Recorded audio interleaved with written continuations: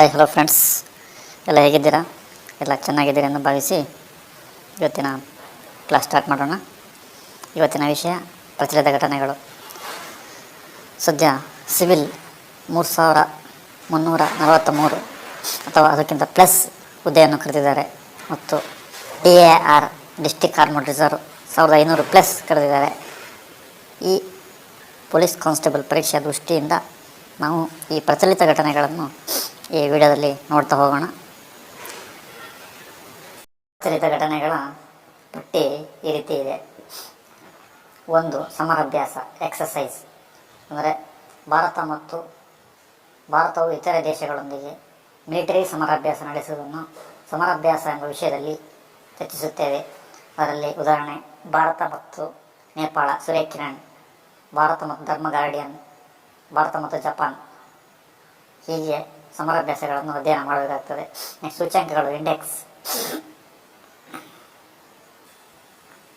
ಇಂಡೆಕ್ಸ್ಗಳಲ್ಲಿ ಬಡತನ ಸೂಚ್ಯಂಕ, ಹಸಿವಿನ ಸೂಚ್ಯಂಕ, ಪ್ರೆಸ್ ಫ್ರೀಡಮ್ ಸೂಚ್ಯಂಕ ಹಾಗೂ ಸಶಸ್ತ್ರಗಳನ್ನು ಆರ್ಮಡ್ ಹೊಂದಿರುವಂತಹ ಇದರಲ್ಲಿ ಸೂಚ್ಯಂಕ ಹಾಗೂ ಇನ್ನಿತರ ಸಾಕಷ್ಟು ಸೂಚ್ಯಂಕಗಳ ಪಟ್ಟಿಯಲ್ಲಿ ಬರುತ್ತವೆ. ದಿನ ಮತ್ತು ವ್ಯಾಖ್ಯೆಗಳು ಅಥವಾ ಧ್ಯೇಯಗಳು. ದಿನಗಳು ಜನವರಿಯಿಂದ ಹಿಡಿದು ಡಿಸೆಂಬರ್ವರೆಗೂ ಸಾಕಷ್ಟು ವಿಶೇಷ ದಿನಗಳು ಬರುತ್ತವೆ. ಉದಾಹರಣೆ ಜನವರಿ 9 ಗಾಂಧೀಜಿಯು ಭಾರತಕ್ಕೆ ದಕ್ಷಿಣ ಆಫ್ರಿಕಾದಿಂದ ಬಂದ ದಿನ, ಪ್ರವಾಸಿ ಭಾರತೀಯ ದಿವಸ್. ಜನವರಿ 15 ಭಾರತೀಯ ಭೂಸೇನಾ ದಿನ. ಜನವರಿ 25 ರಾಷ್ಟ್ರೀಯ ಮತದಾರ ದಿನ. ಹೀಗೆ ದಿನ ಮತ್ತು ಅದರ ಥೀಮ್ಗಳನ್ನು ಓದಬೇಕಾಗ್ತದೆ. 4ನೇ ವಿಷಯ ನೇಮಕಗಳು, ಅಪಾಯಿಂಟ್ಮೆಂಟ್ಸ್, ಡಿಸೆಂಟ್ ಅಪಾಯಿಂಟ್ಮೆಂಟ್ಸ್. ಭೂಸೇನೆ, ನೌಕಾಸೇನೆ ಮತ್ತು ವಾಯುಸೇನೆ ಮತ್ತು CJI chief justice of India, ಚುನಾವಣಾ ಆಯುಕ್ತರು ಮತ್ತು ಕೇಂದ್ರ ಮಂತ್ರಿಮಂಡಲ. ಸದ್ಯದಲ್ಲಿ 4-5 ರಾಜ್ಯಗಳಲ್ಲಿ ಚುನಾವಣೆಯಾಗಿ ಮುಖ್ಯಮಂತ್ರಿಗಳ ನೇಮಕವಾಯಿತು ಮತ್ತು ಆ ರಾಜ್ಯದ ರಾಜ್ಯಪಾಲರು. ಹೀಗೆ ನೇಮಕಗಳನ್ನು ಅಧ್ಯಯನ ಮಾಡಬೇಕಾಗ್ತದೆ. ಮತ್ತು ಪ್ರಶಸ್ತಿಗಳಲ್ಲಿ ಸಾಹಿತ್ಯ ಪ್ರಶಸ್ತಿಗಳು, ಕ್ರೀಡಾ ಪ್ರಶಸ್ತಿಗಳು ಮತ್ತು ಪದ್ಮಶ್ರೀ, ಭಾರತ ರತ್ನ, ಪದ್ಮಭೂಷಣ ಮತ್ತು ಹೀಗೆ ಅಬೆಲ್ ಪ್ರಶಸ್ತಿ, ಇನ್ನಿತರ ಸಾಕಷ್ಟು ಪ್ರಶಸ್ತಿಗಳನ್ನು ಈ ಪ್ರಶಸ್ತಿ ಪಟ್ಟಿಯಲ್ಲಿ ಅಧ್ಯಯನ ಮಾಡಬೇಕಾಗ್ತದೆ. 6ನೇ ವಿಷಯ ಕಾರ್ಯಾಚರಣೆಗಳು, ಆಪರೇಷನ್ಸ್. ಇದು ನಮ್ಮ ಭಾರತವು ತುರ್ತು ಪರಿಸ್ಥಿತಿಯಲ್ಲಿ ಅಥವಾ ಈ ಭೂಕಂಪ, ಚಂಡಮಾರುತ ಹಾಗೂ ಇನ್ನಿತರ ಸಾಕಷ್ಟು ಹಾನಿಗೊಳಗಾದ ಪ್ರದೇಶಗಳಿಗೆ ಸಹಾಯ ಹಸ್ತ ನೀಡಲು ಕೈಗೊಳ್ಳುವಂತಹ ಒಂದು ಕಾರ್ಯಕ್ರಮಗಳಿಗೆ ಕಾರ್ಯಾಚರಣೆಗಳೆಂದು ಕರೆಯುತ್ತೇವೆ. ಕಾರ್ಯಾಚರಣೆಗಳಿಗೆ ರೀಸೆಂಟ್ ಉದಾಹರಣೆ ಭಾರತವು ಸದ್ಯ ಭೂಕಂಪ ಪೀಡಿತ ದೇಶಕ್ಕೆ ಸಾಕಷ್ಟು ಪ್ರಮಾಣದ ಮೆಡಿಸಿನ್ ಹಾಗೂ ಫುಡ್ಗಳನ್ನು ಸಪ್ಲೈ ಮಾಡುತ್ತಿರುವುದು. ಉದಾಹರಣೆಗೆ ಆಪರೇಷನ್ ದೇವಿಶಕ್ತಿ. ಭಾರತವು ಅಫ್ಘಾನಿಸ್ತಾನದಲ್ಲಿ ಆದಂತಹ ಒಂದು ಸಮಸ್ಯೆಯನ್ನು ಬಗೆಹರಿಸಲು ವಿಮಾನವನ್ನು ಕಳಿಸಿಕೊಟ್ಟಂತಹ ಹಾಗೂ ಮೆಡಿಸಿನ್ಗಳನ್ನು ಕಳಿಸಿಕೊಟ್ಟಂತಹ ಒಂದು ಸಹಾಯಕ್ಕೆ ನಾವು ಕಾರ್ಯಾಚರಣೆ ಎಂಬ ಪದವನ್ನು ಬಳಸುತ್ತೇವೆ. ಕ್ರೀಡೆಗಳು, ಸ್ಪೋರ್ಟ್ಸ್. ನಮ್ಮ ಭಾರತವು ಹಾಗೂ ವಿಶ್ವವು ಹಾಗೂ ರಾಜ್ಯವು ಸಾಕಷ್ಟು ಕ್ರೀಡೆಗಳನ್ನು ನಡೆಸುತ್ತದೆ. ಅದರಲ್ಲಿ ಪ್ರಶಸ್ತಿಗಳಾಗಿರ್ಬೋದು, ರಾಷ್ಟ್ರೀಯ ಕ್ರೀಡೆ, ಅಂತಾರಾಷ್ಟ್ರೀಯ ಕ್ರೀಡೆ, ಅದರಲ್ಲಿ ಫುಟ್ಬಾಲ್, ಕ್ರಿಕೆಟ್, ಹಾಕಿ, ಕಬಡ್ಡಿ, ಸಾಕಷ್ಟು ಕ್ರೀಡೆಗಳನ್ನು ಅಧ್ಯಯನ ಮಾಡಬೇಕಾಗುತ್ತದೆ. ಅದರಲ್ಲಿ ಮುಖ್ಯವಾಗಿ ಪ್ರೊ ಕಬಡ್ಡಿ, IPL ಮತ್ತು FIFA world cup, ICC women T20, ICC women world cup, men world cup, men T20, ಹೀಗೆ ಸಾಕಷ್ಟು ವಿಷಯಗಳನ್ನು ಈ ಕ್ರೀಡಾ ವಿಭಾಗದಲ್ಲಿ ನಾವು ಅಧ್ಯಯನ ಮಾಡುತ್ತೇವೆ. ರೀಸೆಂಟ್ ಮರಣಗಳು, ಇತ್ತೀಚಿನ ಮರಣಗಳಾದಂತಹ ಗಣ್ಯ ವ್ಯಕ್ತಿಗಳನ್ನು ನಾವು ತಿಳಿದುಕೊಳ್ಳಬೇಕಾಗ್ತದೆ. ಮತ್ತು 9ನೇ ವಿಷಯ ನಿವೃತ್ತಿ. ಇತ್ತೀಚೆಗೆ ಹೆಸರು ಮಾಡಿ ಹಾಗೂ ಅತ್ಯುನ್ನತ ಹುದ್ದೆಯಲ್ಲಿದ್ದು ಹಾಗೂ ಸಾಧನೆ ಮಾಡಿದಂತಹ ನಿವೃತ್ತ ವ್ಯಕ್ತಿಗಳ ಬಗ್ಗೆ ತಿಳಿದುಕೊಳ್ಳಬೇಕಾಗ್ತದೆ. 10ನೇ ಅಂಶ ರಾಮ್ಸರ್ ತಾಣಗಳು. ಅಂದರೆ ಜೌಗು ತಾಣಗಳೆಂದು ಕನ್ನಡದಲ್ಲಿ ಕರೆಯುತ್ತೇವೆ. ರಾಮ್ಸರ್ ತಾಣಗಳು ಪ್ರಸ್ತುತ ಭಾರತದಲ್ಲಿ 100 ರಾಮ್ಸರ್ ತಾಣಗಳಿವೆ. ಉತ್ತರ ಪ್ರದೇಶದ ಜಯಪ್ರಕಾಶ್ ಪಕ್ಷಿಧಾಮ 100ನೇ ರಾಮ್ಸಾರ್ ತಾಣವಾಗಿದೆ. ಹೀಗೆ ರಾಮ್ಸಾರ್ ತಾಣಗಳನ್ನು ಮೊದಲ ರಾಮ್ಸಾರ್ ತಾಣ ಯಾವುದು? ಭಾರತದ್ದು. ಸದ್ಯ ಅತಿ ಹೆಚ್ಚು ವಿಶ್ವದಲ್ಲಿ ರಾಮ್ಸಾರ್ ತಾಣಗಳು ಹೊಂದಿರುವ ದೇಶ ಯಾವುದು? ನಮ್ಮ ದೇಶದಲ್ಲಿ ಅತಿ ಹೆಚ್ಚು ರಾಮ್ಸಾರ್ ತಾಣಗಳು ಹೊಂದಿರುವಂತಹ ರಾಜ್ಯ ಯಾವುದು? ನಮ್ಮ ಕನ್ನಡದಲ್ಲಿರುವಂಥ ರಾಮ್ಸಾರ್ ತಾಣಗಳೆಷ್ಟು? ಇವುಗಳು ಅಧ್ಯಯನ ಮಾಡಬೇಕಾಗ್ತದೆ. ಯುನೆಸ್ಕೋ ಹೆರಿಟೇಜ್ ಸೈಟ್ಸ್, ವಿಶ್ವ ಪಾರಂಪರಿಕ ತಾಣಗಳು. ನಮ್ಮ ಭಾರತವು ಪ್ರಸ್ತುತವಾಗಿ ಎಷ್ಟು ಯುನೆಸ್ಕೋ ಹೆರಿಟೇಜ್ಗಳನ್ನು ಹೊಂದಿದೆ? ಮೊದಲ ಹೆರಿಟೇಜ್ ಯಾವುದು? ಮತ್ತು ಕನ್ನಡದಲ್ಲಿರುವಂತಹ ಯುನೆಸ್ಕೋ ಹೆರಿಟೇಜ್ ಸೈಟ್ಸ್ ಬಗ್ಗೆ ತಿಳಿಯಬೇಕಾಗ್ತದೆ, ಹಾಗೂ ಯುನೆಸ್ಕೋ ಬಗ್ಗೆಯೂ ತಿಳಿಯಬೇಕಾಗ್ತದೆ. Next 12 point DRDO and ISRO, defence research development organisation, New Delhi 1958. ISRO 1969 August 15. ಮತ್ತು DRDOನ ಫುಲ್ ಫಾರ್ಮ್, ಇಸ್ರೋದ ಫುಲ್ ಫಾರ್ಮ್. DRDOನ ಇತ್ತೀಚಿನ ಮಹಾನಿರ್ದೇಶಕರು ಯಾರು? ಇಸ್ರೋದ ಇತ್ತೀಚಿನ ಮಹಾನಿರ್ದೇಶಕರು ಯಾರು? DRDO ಸದ್ಯದಲ್ಲಿ ಕೈಗೊಂಡಿರುವಂಥ ಕಾರ್ಯಕ್ರಮಗಳು ಯಾವುವು? ಇಸ್ರೋ ಸದ್ಯದಲ್ಲಿ ಕೈಗೊಂಡಿರುವಂಥ ಕಾರ್ಯಕ್ರಮಗಳು ಯಾವುವು? ಮುಂದೆ ಗಗನಯಾನ ಇದೆ, ಚಂದ್ರಯಾನ 4 ಇದೆ. ಹೀಗೆ ಇಸ್ರೋದ ಮೂಲ ಅಂಶಗಳು ಹಾಗೂ ಇತ್ತೀಚಿನ ಅಂಶಗಳನ್ನು ಅಧ್ಯಯನ ಮಾಡಬೇಕಾಗ್ತದೆ. DRDO ಹಳೆಯ ಒಂದು ರಾಕೆಟ್ ಉಡಾವಣೆಗಳು ಹಾಗೂ ಇತ್ತೀಚಿನ ಉಡಾವಣೆಗಳ ಬಗ್ಗೆ ಅಧ್ಯಯನ ಮಾಡಬೇಕಾಗ್ತದೆ.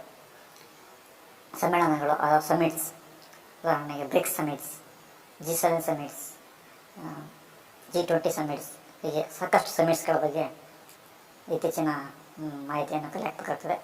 ಆ್ಯಪ್ಸ್ಗಳು, ಅಪ್ಲಿಕೇಶನ್ಸ್, ಕೇಂದ್ರ ಸರ್ಕಾರ ಹಾಗೂ ರಾಜ್ಯ ಸರ್ಕಾರಗಳು ಬಿಡುಗಡೆಗೊಳಿಸಿರುವಂತಹ ಆ್ಯಪ್ಸ್ಗಳ ಬಗ್ಗೆ ಅಧ್ಯಯನ ಮಾಡಬೇಕಾಗ್ತದೆ. ಮತ್ತು 15ನೇ ಅಂಶ ಯೋಜನೆಗಳು, ಕೇಂದ್ರ ಸರ್ಕಾರವು ಕೈಗೊಂಡಿರುವಂಥ ಯೋಜನೆಗಳ ಬಗ್ಗೆ ಅಧ್ಯಯನ ಮಾಡಬೇಕಾಗ್ತದೆ. ಅದರಲ್ಲಿ ಇನ್ನೊಂದು ರಾಜ್ಯ ಸರ್ಕಾರಗಳು ಕೂಡ ಕೈಗೊಂಡಿರುವಂತಹ ಯೋಜನೆಗಳನ್ನು ಅಧ್ಯಯನ ಮಾಡಬೇಕಾಗ್ತದೆ. 16ನೇ ಅಂಶ GI ಟ್ಯಾಗ್ಸ್. GI ಟ್ಯಾಗ್ಗಳ ಬಗ್ಗೆ ಇತ್ತೀಚಿನ ಪರೀಕ್ಷೆಗಳಲ್ಲಿ ಸಾಕಷ್ಟು ಪ್ರಶ್ನೆಗಳು ಬರುತ್ತಿದ್ದು GI ಟ್ಯಾಗ್ಗಳ ಬಗ್ಗೆ ಅಧ್ಯಯನ ಮಾಡಬೇಕಾಗ್ತದೆ. ಪುಸ್ತಕಗಳು, ಬುಕ್ಸ್, ಆಥರ್ಸ್ ಆ್ಯಂಡ್ ಬುಕ್ಸ್, ಸದ್ಯ ಇತ್ತೀಚೆಗೆ ಪ್ರಸಿದ್ಧಿ ಪಡೆದಿರುವಂತಹ ಬುಕ್ಸ್ ಆ್ಯಂಡ್ ಆಥರ್ಸ್ಗಳ ಬಗ್ಗೆ ಅಧ್ಯಯನ ಮಾಡಬೇಕಾಗ್ತದೆ. 18ನೇ ಪ್ರಶ್ನೆ ಹಬ್ಬ, ಉತ್ಸವ ಅಥವಾ ಆಚರಣೆ. ಸದ್ಯದ ಇತ್ತೀಚೆಗೆ ನಡೆದಂಥ ಹಬ್ಬಗಳು ಅಥವಾ ಉತ್ಸವಗಳು ಅಥವಾ ಆಚರಣೆಗಳ ಬಗ್ಗೆ ತಿಳಿಯಬೇಕಾಗ್ತದೆ. 19ನೇ ಅಂಶ ಹೆಸರು ಬದಲಾವಣೆ, ಸ್ಥಳ ಅಥವಾ ಪ್ರದೇಶ. ಮೊದಲಿದ್ದಂಥ ಹೆಸರನ್ನು ಬದಲಾವಣೆ ಮಾಡಿ ಈಗ ಬೇರೆ ಹೆಸರನ್ನು ಇಡಲಾಗಿರುತ್ತದೆ. ಅಯೋಧ್ಯೆ, ಲಾ. ಕರ್ನಾಟಕದಲ್ಲಿ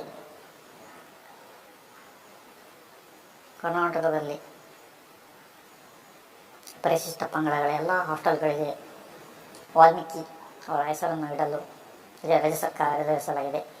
ಹೀಗೆ ಹಳೆಯ ಹೆಸರುಗಳನ್ನು ತೆಗೆದು ಹೊಸ ಹೆಸರುಗಳನ್ನು ಸೇರಿಸುವುದು ಸುದ್ದಿಯಲ್ಲಿರುವಂತಹ ಹೆಸರು ಮತ್ತು ಬದಲಾವಣೆಯನ್ನು ತಿಳಿಯಬೇಕಾಗುತ್ತದೆ. ಮತ್ತು ಪ್ರೆಸೆಂಟ್ 20ನೇ ಅಂಶ ಸುದ್ದಿಯಲ್ಲಿರುವಂತಹ ಸ್ಥಳಗಳು ಮತ್ತು ವ್ಯಕ್ತಿಗಳು. ಉದಾಹರಣೆ, ಹೊರ್ಮುಜ್ ಜಲಸಂಧಿ. ಇದು ಪ್ರಪಂಚದಲ್ಲಿ ಸಾಕಷ್ಟು ಪ್ರದೇಶಗಳಿಗೆ ಆಯಿಲ್ ಆ್ಯಂಡ್ ಪೆಟ್ರೋಲಿಯಂ ಪ್ರಾಡಕ್ಟ್ಸ್, ಅಂದರೆ ಪೆಟ್ರೋಲ್, ಡೀಸೆಲ್ ಹಾಗೂ ಗ್ಯಾಸ್ಗಳ ಸಪ್ಲೈಯನ್ನು ಮಾಡುವಂತಹ ಒಂದು ಮುಖ್ಯ ಮಾರ್ಗವಾಗಿದೆ. ಈ ಹೊರ್ಮುಜ್ ಜಲಸಂಧಿಯನ್ನು ಈ ಇರಾನ್ ಮತ್ತು USA ಅಥವಾ ಇರಾನ್ ಮತ್ತು ಇಸ್ರೇಲ್ಗಳ ಯುದ್ಧದಿಂದಾಗಿ ಅದರ ಮಾರ್ಗವನ್ನು ಮುಚ್ಚಲಾಗಿದ್ದು ಜಗತ್ತೇ ಈ ಆಯಿಲ್ ಆ್ಯಂಡ್ ನ್ಯಾಚುರಲ್ ಗ್ಯಾಸ್ ಸಮಸ್ಯೆಯನ್ನು ಎದುರಿಸುತ್ತಿದೆ. ಹಾಗೂ ಭಾರತವು ಇದರ ಒಳಗೊಂಡಿದ್ದು ರಾಸಾಯನಿಕ ಗೊಬ್ಬರಗಳನ್ನು ಕೂಡ ಸಮಸ್ಯೆ ಎದುರಿಸುತ್ತಿದೆ. ಆದ್ದರಿಂದ ಈ ಸುದ್ದಿಯಲ್ಲಿರುವಂಥ ಸ್ಥಳಗಳು ಹಾಗೂ ವ್ಯಕ್ತಿಗಳು ಡೊನಾಲ್ಡ್ ಟ್ರಂಪ್ ಆಗಿರ್ಬೋದು,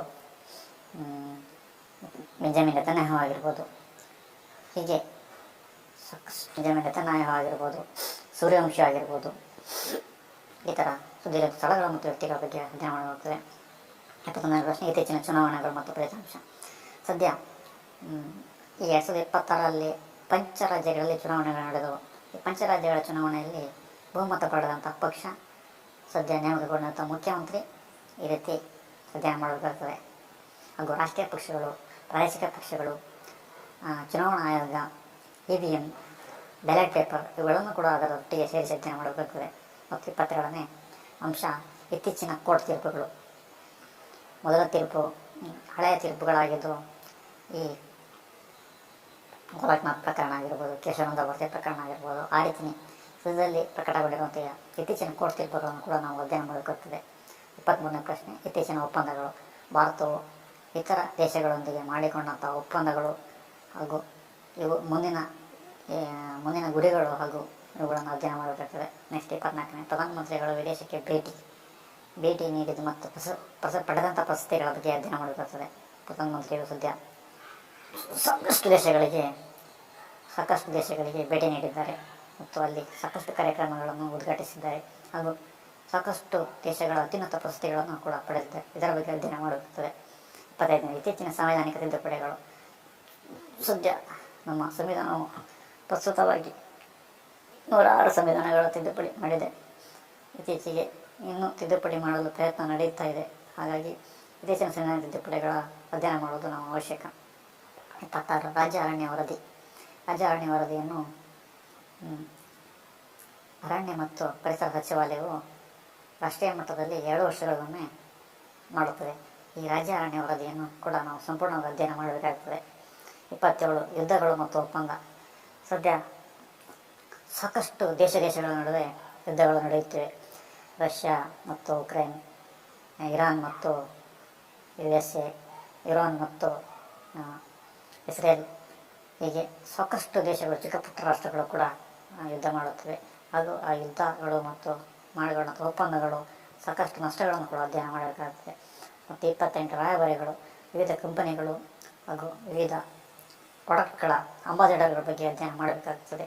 ನೆಕ್ಸ್ಟ್ 29, ಪ್ರೆಸೆಂಟ್ ದೇಶದಲ್ಲಿರುವಂತಹ ರಾಷ್ಟ್ರೀಯ ಉದ್ಯಾನವನಗಳು, ಒಳ್ಳೆಯ ಸ್ಯಾಂಚುರೀಸ್ಗಳು ಹಾಗೂ ಬಯೋಡೈವರ್ಸಿಟಿಗಳ ಬಗ್ಗೆ ಅಧ್ಯಯನ ಮಾಡಬೇಕಾಗುತ್ತದೆ. ಹಾಗೆ ಪ್ರತಿನಿತ್ಯ ನಾವು ಪ್ರಚಲಿತ ಘಟನೆಗಳಿಗಾಗಿ ಪ್ರಜಾವಾಣಿ ಪೇಪರ್ ಹಾಗೂ ಸಾಕಷ್ಟು ಮಾಹಿತಿಗಾಗಿ ನಾವು ಮ್ಯಾಗಝಿನ್ಗಳನ್ನು ಅಧ್ಯಯನ ಮಾಡಬೇಕಾಗುತ್ತದೆ.